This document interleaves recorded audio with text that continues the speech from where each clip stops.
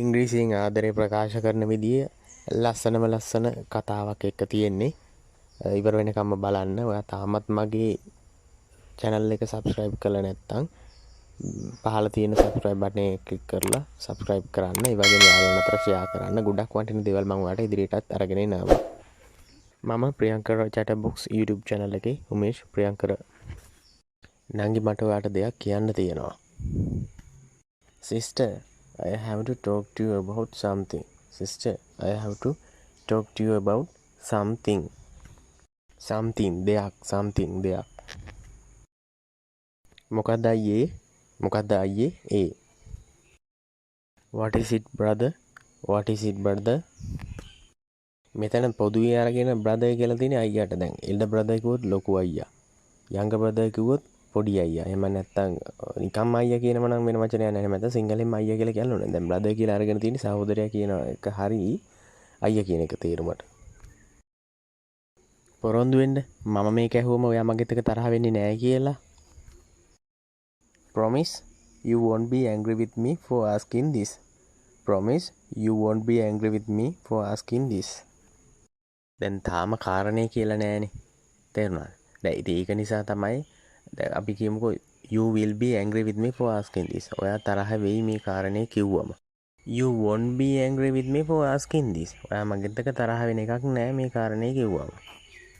won't be කියලා දාලා තියෙන්නේ අනාගත කාලේ දෙයක් නිසා. තාම මෙයා කාරණාව අහලා නෑනේ. මෙයා විශ්වාස කරනවා ඔයා තරහ වෙන්න එකක් නෑ කියලා. අපෝ නෑ කියන්න අයියේ.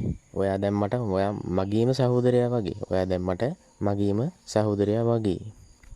දැක්කනේ දැන් මේවා ඔක්කොම ඔයා නිතරම භාවිතා කරන වාක්‍යනේ. ඔයා දැන් මට මගේම තාත්තා වගේ. You are like my father to me now. මම ඔයාට ඇත්තටම ආදරෙයි. I really love you. really කියන්නේ ඇත්තටම.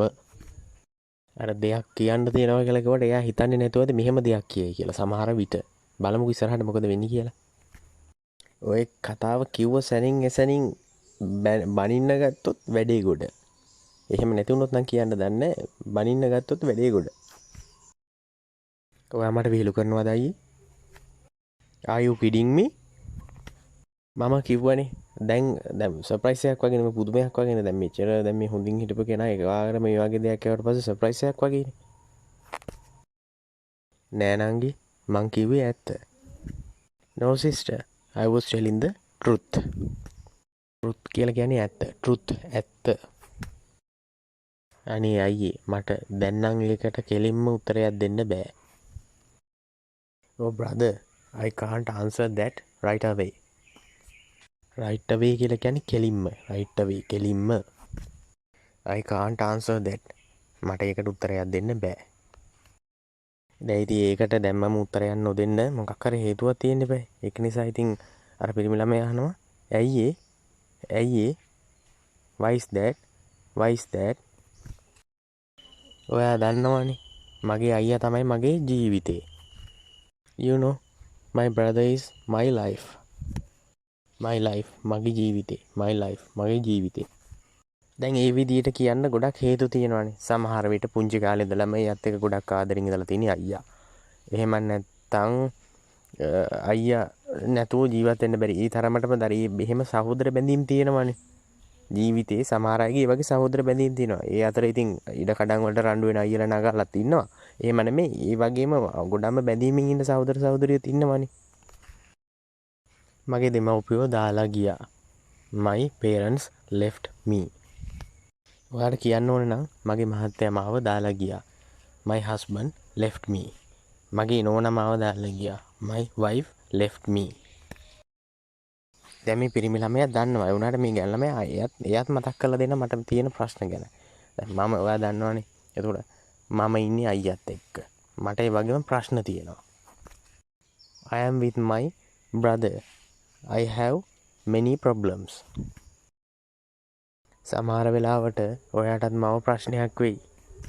Sometimes I'll be a problem you too. ඔයාටත්. මම ඒ ඔක්කොම දන්නවනේ. I know all that. I know all that. ළඟින් ඇසුරු කරන කෙනෙක් වුණාම ප්‍රශ්න තියෙනවා නම් ඒ ප්‍රශ්න ගැන ඔක්කොම දන්නවනේ. ඔයාව මට කවදාවත් වදයක් නෙමෙයි. You never bother me. You never bother me. bother කියලා කියන්නේ කරදර කරනවා. never bother me. කවදාවත් කරදර කරන්නේ නැහැ. You never bother me. ඔයා කවදාවත් මට කරදර කරන්නේ නැහැ. ඒ ප්‍රශ්න ගැන දන්න හින්දා තමයි මම ඔයාට ලං වුණේ. I was very close because I know those issues. I was very close.